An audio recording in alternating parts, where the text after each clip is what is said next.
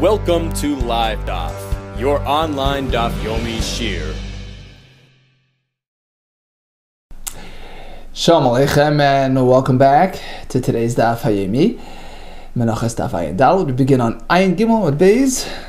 It's 12 lines from the bottom of the Yomid. So, what about the mincha that a kohen will bring? So typically a mincha goes through the kmitza process. That's if it's a minchas Yisrael, offered by Yisrael.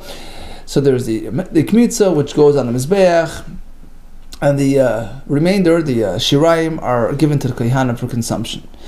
However, a mincha that a kohen offers, so when it comes to a minchas nadava, a donated mincha, voluntary mincha, all agree there's nothing in it for the kohanim to eat. It's all kalil here, completely placed on the mizbeach, and actually there's no kmitza performed on that mincha at all. It's one unit, one entity completely on the mizbeach. However, when it comes to a mincha of a kohen, which he will bring on account of a sin, a minchas choite of a kohen to atone for a avera, here we have a machlekes. Now, all agree that in terms of consumption, it's completely burnt on the mizbeach. The question is regarding kmitza. Does it undergo a kmitza? According to Tanakama in the Mishnah yesterday, it has no kmitza. It's just placed on the mizbeach as one single unit for hakrava. According to Rabbi Shimon, there is kmitza. So we separate the kmitza from the rest, and both portions are placed on the mizbeach for consumption. That's it. So no kohen gets to eat it. However, a kmitza is performed. Says the Gemara, okay, Rabbi Shimon, how do we know? So what are the the sourcings for these opinions? Tanakama, no kmitza. Rabbi Shimon, yes kmitza. Tanu Rabbanu, we have a brisa on the pasuk of a minchas choite. Tanu Rabbanu, b'hoisa la kohen, it shall be to the kohen ka mincha, like a mincha. So the brisa begins with an interesting halach.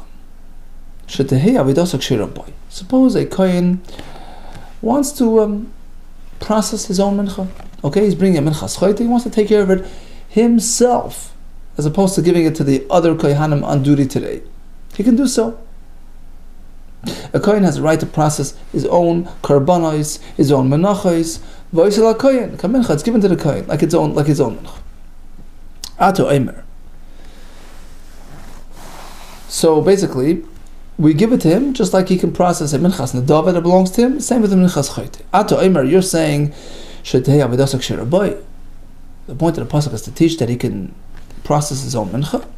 Perhaps the point of the pasuk is to permit consumption of the shirayim, the leftovers of minchas choite v'koyin. Perhaps that's the point of the pasuk.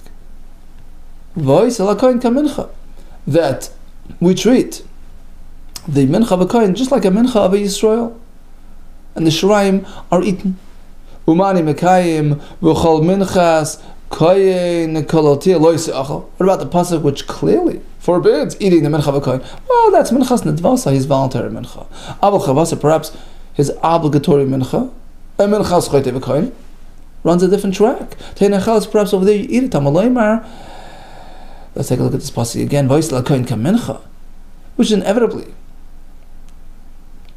connects the mincha choite v'kohen to his own minchas nedava. We compare one type of the kohen mincha to the other type. Makish chayvasai lindavasai. The Torah is connecting his minchas chayva to his minchas nedava. They're both not eaten. Mana dvasa in a nechal. It's just like the minchas nedava v'kohen is not to be eaten. Same with the chayva. Av chayvasa in nechalas. Okay, so once we have that established as a fact, what's the main purpose of the pasuk? To tell you that he has a right to process his own carbon, right? As we said before. Okay, so according to Tanakama, the message in the pasuk is: you're a kohen, it's your mincha, you can take care of it. You don't have to give it to the other kohanim on duty. Amar Reb Shimon. Reb Shimon, however, will use the pasuk differently. He will learn from this pasuk that although it's a minchas kohen and not to be eaten, but kmitza is performed. Amar B'Shem, you're telling me that we're comparing Menachos Choite to Menachos Nedava of the Kohen. In both cases, there's no kmitza, there's no eating. No. Does the Torah then equate his Menachos Choite to his own Menachos Nedava, which will justify your drasha? To compare Menachos Choite v'Kohen to Menachos Nedava v'Kohen, in both cases, no achila, no kmitza. Rather than say kimincha soy, which would indicate it's connecting to his own, it says kimincha. We compare the minchas choite v'kohen to a mincha, to a routine mincha, to one that's brought by a Yisrael. Ela rather lahakish. It's meant to compare minchas choite shel kohanim, the minchas choite that a kohen brings, kiminchas or liminchas choite shel Yisrael, to compare it to a Yisrael's minchas choite. And just like there's kmitza over there, likewise over here. Sure, it's not going to be eaten because it's mechas kohen, but kmitza must be done. Ma mechas choite sheYisrael nekmetza. Just like a Yisrael's mechas choite undergoes kmitza, the same with the choite v'kohen. Af mechas choite shegam nekmetzes. Well, if you're going to compare it all the way and have it eaten as well. Ima mechas choite sheYisrael nekmetzes v'shireh lekei ne'echol. If you compare, perhaps go all the way and say just like a minchas choite that a Yisrael offers, we'll have the kmitza and the leftovers given to the kohanim. Perhaps the same over here. But minchas choite v'kohen, af minchas choite shel kohanim nikmetzes, sure. But then v'shireh, the leftovers nechol and are eaten by the kohanim. Talmud Lemar. Take another close look at this pasuk again. V'oisel kohen kamincha. We compare the minchas choite v'kohen to minchas choite v'Yisrael only with respect to one aspect, la kohen, with respect to the kohen's role in this avodah, la kohen. Kamincha tells you, yeah, it's compared l'kohen kamincha with respect to the kohen's part, to what he has to do with it, the kmitza, etc. But not with respect with what to do with the leftovers. Should you burn it leishim or not? Regarding that, we don't compare it to a minchas Yisrael. So although by the minchas Yisrael the leftovers are meant for the kohanim, but not so by the minchas kohen, it's completely burnt. Okay, how do you go about doing this? You separate the kmitza from the rest, but after all, it's all on the mizbeach. Kohen meitz is carved on its own, but atzma v'sharam, the leftovers are in fact craven, are offered on the mizbeach, but atzma separately.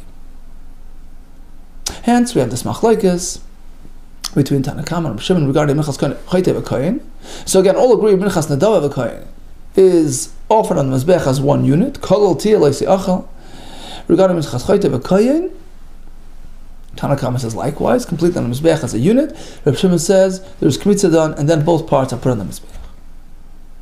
Now, in the previous brisa, we began with an interesting halacha that a kohen has the right to process his own mincha.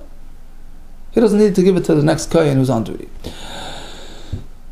Now, is this the pasuk, the source for this halacha? So this point of that the owner himself can process his own mincha without, opposition. Me'achan nafka is learned from this pasuk. Ma'asam nafka, we have a different pasuk for that. Minayin la kohen, here comes a brisa. How do we know that a kohen comes along on a regular, weekday? Shabo makriv karbonoisa b'chaleisa b'chashash yirsa. He can choose to process his own karbonis whenever he chooses, anytime, any day. Talmud Lemar, we have a pasuk for that. Uba b'chal avas nafsha, he can show up at his heart's content. V'sheris and serve. It's your carbon, you're the owner. You take care of it. So we already have a pasuk for this point. Why another pasuk today? Answer is, if only from that pasuk I would think it's limited only to voluntary karbonis. But if he's a sinner and he has to atone for his sin, who's to say he can address his own kapara? It's like the Gemara says, ein chavosh mater atzma in beis ha'asurim. A person can't affect his own release. He needs outside help. So maybe that's the difference. Perhaps I would say only with respect to korbanos, they're not coming to atone for sins, they're voluntary donations. So that he's the owner of. But in our case it's a minchas choite coming to b'mechapar nachet. Perhaps he can't just take care of it on his own. And that's why we need a new pasuk today, to cover even minchas choite. Well, said the Gemara, well, even this halacha, do we need a new pasuk over here? We have another pasuk even for this. V'chiper hakoyin ala nefesh shegegas b'cheta b'shgaga. Person there speaking about a koyin bringing the carbon, taking care of the carbon on Avodah Zarah that was done, and there's an extra lashon in the pasuk. It says ala nefesh hashegeges, and then it says becheta b'shgaga. It's a redundancy coming to teach you. Melamed shakoyin meschaper de'atzmai. Even if the koyin himself did the aver, he can bring his own carbon. There you go. Says the Gemara, awesome. If only from that pasuk, I would say, that's limited to a case of an inadvertent sin, a shoyge. Okay, so there he can take care of his own kapar aval. But in our case, where it's a mincha being brought on an intentional sin, perhaps that's going too far. Perhaps he can't take care of his own kapara. Loi kamashman comes the pasuk and says yes. Now, give me an example. How do we have a mincha be mechaper on a mezid transgressing? But mezid actually, how do you have such an example? If you recall from Mesachas Shvuos, we have a case where a person denied, denied his friend the ability to. He pretended he doesn't, have any testimony to help him, and he swore to that effect, and then he turned out that it was false, and he admitted. So he has to bring a carbon. Now, if he can't afford an animal, he brings a bird. If he can't afford a bird, he brings a mincha. That's an example of a fellow bringing a mincha to atone for his sin. Okay, let's just recap again regarding a minchas choyte v'koyin. How do we process it? According to Tanakama, no kmitza, place it on the mizbeach as one single unit. According to Reb Shimon, we do kmitza, but the kmitza is put on the mizbeach separate from the shiraim, which are put separately. Now comes a brand new shita. Let's see. We have a third shita in this regard. Tanidach, we have another brayso. First, we start with Reb Shimon, who we're familiar with. Reb Shimon is processed as follows: nikmetzes, it undergoes kmitza, and once we separate the two parts, they're put on the mizbeach separately. On their own on the mizbeach. Here comes Rabbi Elazar, the son of Reb Shimon. Reb Shimon Omer has a different opinion altogether. He says yes, kmitza, but the leftovers are put in the Beis Hadeshin, are just put in the not on the mizbeach. Just, in the pile of ashes, it's just put away. So basically, it's disposed of, destroyed. Rabbi Elazar, Reb Shimon Omer, HaKoyim Etzkora Ba'atzmai. True, you do the kmitza, and the koyim goes on the mizbeach, but shirayim, but the leftovers, mispazrin al Beis Hadeshin, is a spirit on the area of the ashes. Now, what does that mean? Where on the mizbeach itself, there were ashes there too. Is that what it means, or does it mean in the disposal? Somewhere, outside the base. Amar Chibar Abba, I have a question. Havivar B'Yechanan queried on this. Beis Hadeshin that we spoke about, the Hecha, where is it? Idil Mal, is it on the Mizbeach? There was a pile of ashes. That's where you put the Shiraim Hanadavor. So it's exactly like his father, who says that you a makriv the Shiraim on the Mizbeach. Idil Mata, is it downstairs? Meaning, on the Azara and the near the Mizbeach, where they put the Trumas Hadeshin every morning. So basically, it's not going to be put on the Mizbeach, it's just going to be disposed of.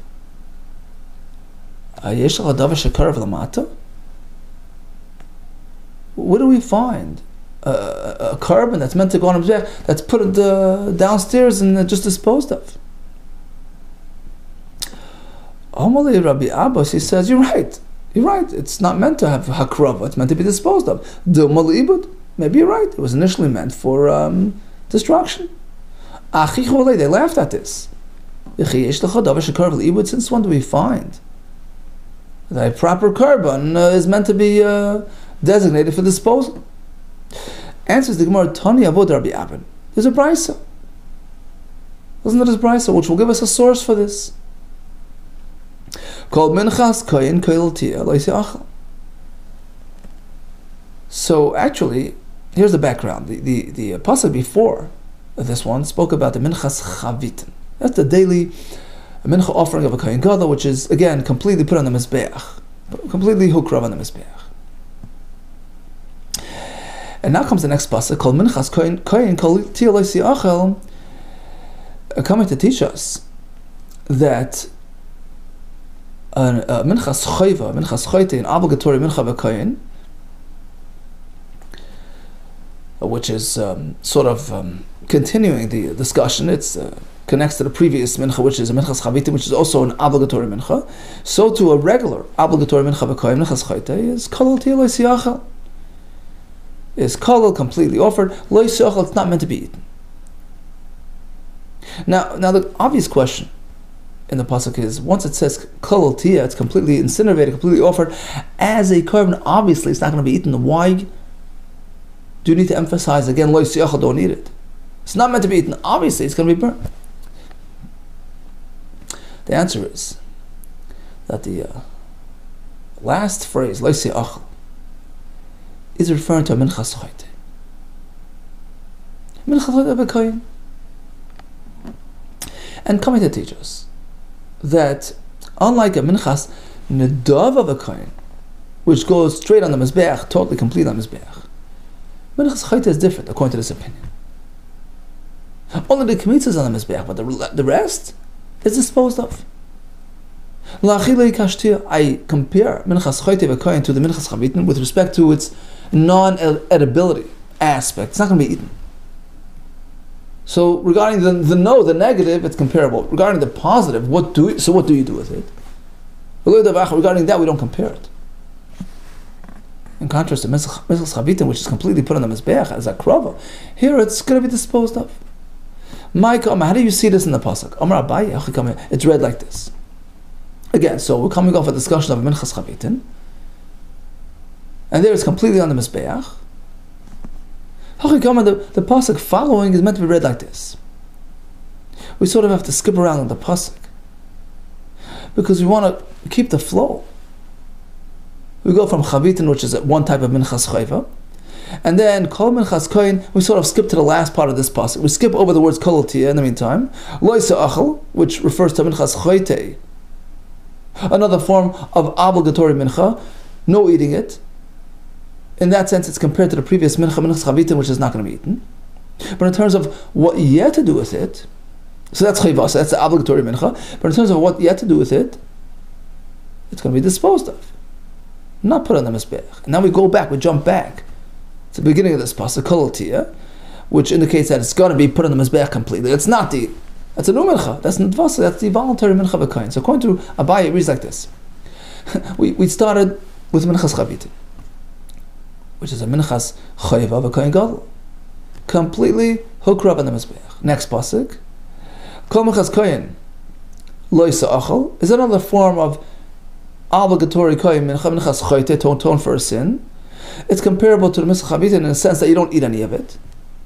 What do you do with it? The kohen is on the mizbeach, and the rest disposed of. And then we jump back to the beginning of the pasuk, kolel tiyah, which means that a minchas nedava v'kohen goes completely onto the mizbeach. Amalei Rava wasn't happy with the slicing of the pasuk, relocating, reconfiguring the pasuk. Sakina, he used an expression, sakina charifi, you're using like a sharp knife, mafsika kroyin, sort of dissecting the pasuk and rearranging the words. He didn't like this approach. Elam Ravi says, let me explain to you the pasuk in a more straightforward way. And he wasn't bothered with the flow. He says, look, you have to read it in order, and that's the preferred way of learning the pasuk, but ultimately the destination is the same. The first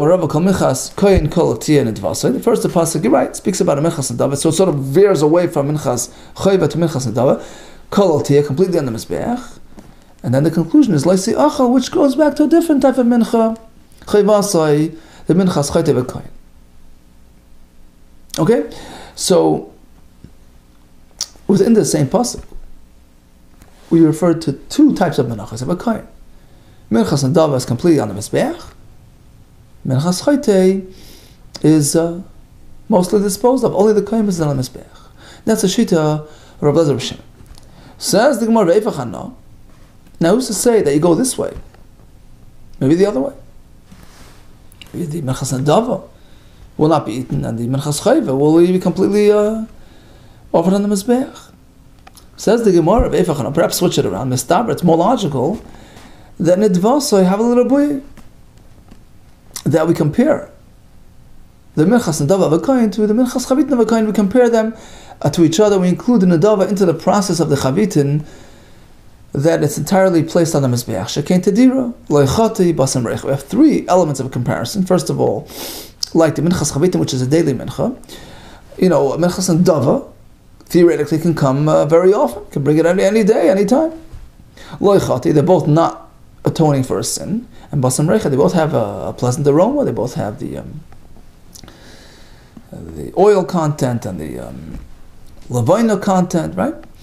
In contrast to minchas choite, which doesn't have these elements. It's not a constant thing. It's for a chet, and it's bare bones. Doesn't have these shemen and lavaino. Well, other Rabbi Chayvasai, if anything, I should equate the minchas choite v'koyin to the minchas chavitin over the minchas nadava. Shkeni sarin, because both are comprised of a very specific amount of flour, isarin, as opposed to nadava, which can come any amount. Chayva, they're both obligatory. Hanach nefishin. Well, these are only two elements of comparability as opposed to the three elements before. Therefore, we prefer putting the minchas nadava in the same class as the minchas chavitin, and minchas choite in a different class, which would preempt it from being fully placed on a mizbeach. Now, v'rabbanan. Now, the opposing sheet of the rabbanans, who hold that no, the minchas choite v'koyin is not going to be disposed of. It's going to be completely placed in the mizbeach. What about the pasuk that we just used as a source to indicate otherwise? What do we do with this pasuk? We have redundancies. We have extra words in this pasuk. The answer is we have plenty what to do with it. The sign it's needed for the following price. So earlier the pasuk discussed minchas chavitin, and it said kolol toktar, completely hooked her on the mizbeach. And lower down we have kol minchas koyin kolol tia lo siacha. So earlier it says kolol toktar, and here it says lo siacha. Okay, different phrases, different terminologies, and perhaps they mean different things. At this point, we only know that the elyoina, the one upstairs, the minchas nadava, the minchas chavitin, is kolol taktar. It's fully put on the mizbeach v'tachtoina. And the other types of minchas koyin, you don't need it. But who says you put it on the mizbeach? And likewise, who says there's an isser of eating the minchas chavitin? Doesn't say lo siachal over there. So how do we know to compare notes and apply lo siachal upstairs and kolol taktar downstairs? Who's to say to apply the halacha from there to here, and vice versa? Talmud Laimar, kolil gzera shava. In both contexts, the pasuk uses the word kolil. It says kolil taktar over there, and kolil ye over here to make that connection and to compare notes. Nemar kan kolil, v'nemar lahalan kolil. It says the word kolil in both places, and we're allowed to compare. Ma lahalan, just like by the minchas chavitin, v'kolil taktar, it's completely put on the mizbeach. I've come here as well by the other menachos of a kohen, v'kolil taktar, completely placed on the mizbeach. And likewise, vice versa, ma kan liten loises elech. Just like over here, there's an isser against eating the minchas kohen. Af lahalan, just like likewise by the minchas chavitin. Not only is it recommended, not only is it a mitzvah, but there's a lav upon eating it. Okay, speaking about a lav against eating inappropriate materials, I have a question. So we know that a kohen may not eat a mincha of a kohen. There's a lav. What about eating a murin? Inners, the parts that are meant, the animal parts of a korban that are meant on a mizbeach. What if he eats that? Lav the zoris, there's no question that just like a zar, a non-kohen cannot eat korban material, likewise, a kohen, even a kohen who eats these materials, he violates that issur because, with respect to this material, he's like a stranger, he's like a zar. So he's over on the issur of a zar eating korban. So that's a given. The question is, does he get another violation as well? My question was, lav the kol tia. The pasuk earlier quoted says, well, the mincha is meant to be complete on mizbeach, don't eat it. Does that lav, does that violation apply here as well? Or is it limited to only Menachos? Amar of Aaron, a new name, Amar of Aaron, the Ravina tells Ravina, certainly the answer is yes. Tashmai comes a brisa, which clarifies this point. The Sanya Blezo, kol shubu kol tia, any materials which are meant to be from the mizbeach, mincha, or even a murin of an animal korban, are under this lav. Litain, leisase, alachilase. The Torah applies a leisase for eating it. So it's not limited to mincha materials, but to any korban material. It's meant on mizbeach, keep away. If you eat it, you're even this extra lav as well. Okay, so let's just do a quick summary of what we have so far. What happens to a mincha? So we know that a minchas Yisrael is pretty straightforward. It undergoes kmitza, whether it's a minchas nadava or minchas chayte, there's kmitza which goes on the mizbeach, and the shirayim go to the kehanim. What about a minchas kohen that the kohen brings? So again, regarding a minchas nadava of a kohen, as a unit, straight unit on the mizbeach, no kmitza, no shirayim to the kehanim, fully on the mizbeach. What about a minchas chayte of a kohen? That's a machlek, three-way machlekes. According to Tanakama, there's no kmitza whatsoever, because again, it's one single entity placed on a mizbeach.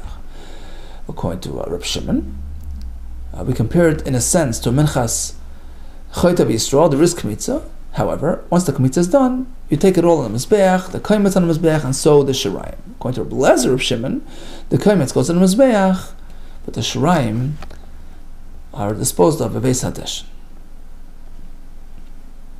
Okay. Says the Mishnah. You know, there are some offerings which are exclusively for the mizbeach. On the other hand, you have some offerings which are completely for the kohanim and not for the mizbeach. Here comes a printout. Minchas kohanim, a mincha of a kohen, right? That's completely for the mizbeach. Minchas Mashiach, that's the minchas chavitin that a kohen gadol brings every morning and afternoon. Or minchas nesachim that accompanies every carbon. La mizbeach, totally, completely for the mizbeach. There's no element of it for the kohanim. Ve'ein ben the kohanim. There's nothing in the kohanim. Nothing for the kohanim in these karbanos. Ubazeh, and with respect to these items just mentioned, so we have a very limited list that Yafakayach Mizbeach, Mekayach Kohanim, the Mizbeach has an advantage over the kohanim. So regarding these items, and these items only, the kohanim has the upper hand. On the other hand, Shtei Alechem, 2 breads for shvois, Ulecham Aparim on a weekly basis, completely granted to the kohanim. Right? Nechal l'kohanim. And regarding these, mizbeach has no portion. Ve'ein b'hem mizbeach. Ubazeh. And again, regarding these, the tables turn.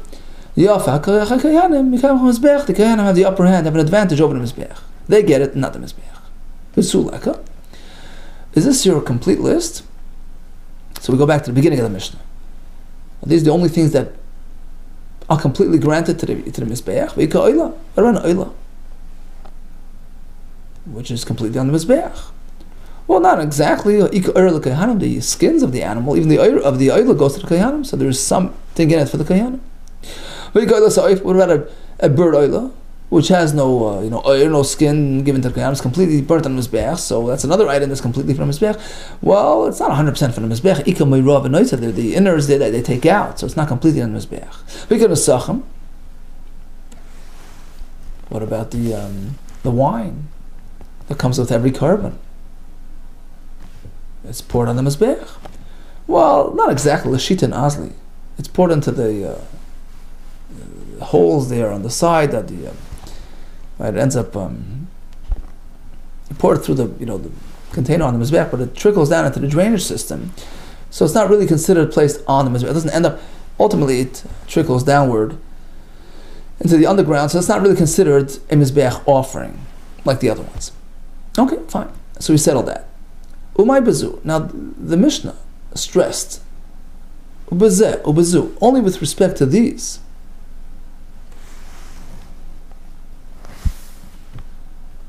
Do we say it's to the mizbeach, as opposed to what? Lafuki midishmo, as opposed to Shmuel. Shmuel tells us, a person, let's say, gets up one morning, I want to donate a bottle of wine to the mizbeach. So according to Shmuel, what happens? Do you pour it into the drainage system like the Nesachim, or is it sprinkled on the fire on the mizbeach itself? He delivers the wine to the mizbeach, and he sprinkles it al gabishim on the fire on the mizbeach itself. That's his opinion. But the Mishnah preempts that shita. The Mishnah says only the items mentioned in the Mishnah belong on the mizbeach, but nothing else. So this wine would not go on the mizbeach. Maseil is Shmuel. Now the fact that the Mishnah again stresses that it's only these items that go on the mizbeach, but others not, that's going to be actually a support to another halach of Shmuel. Shmuel teaches if a person decides to donate oil, in this case we treat it differently. Instead of placing it on the mizbeach, we do kmitza from the oil. scoop out a bit of oil, put it on the Mizbeach, the rest given to the Kohanim. So it's not going to be placed completely on the Mizbeach, which is in line with our Mishnah, which says, well, only those items go on the Mizbeach, but nothing else. So oil does not belong on the Mizbeach. It goes to the, only the Koimets, but the rest, it's not exclusively for the Mizbeach, the rest is given to the Kohanim. Mishnah concludes with an opposing list of items, so these go completely to Kohanim and not to the Mizbeach.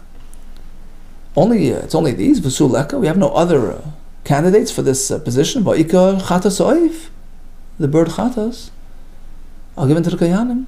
Ikadama. Well, it's not completely to the Kohanim. The blood is on the Mizbeach, so it's not a complete gift to the Kohanim. We could look Shemesh al-Mitzayra. What about the oil that a Mitzayra brings as part of his process, which is given to the Kohanim? Yeah, you can matnaisa. That's only leftovers. But the actual matanos, there are initial oil applications and sprayings towards the parechet, which is like a carbon, so it's not completely placed, given to the Kohanim, so therefore it doesn't belong on our list of complete Kohanim gifts. Now again, what's the stress of bezu? The Mishnah says bezeh, and these, follow this formula. Bezu, my bezu, so only these.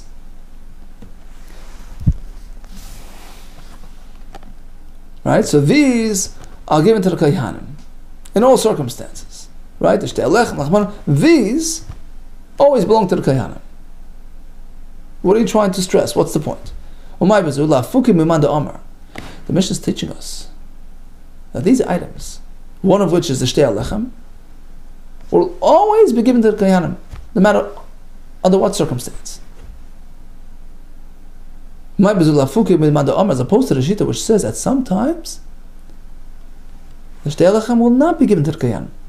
Typically,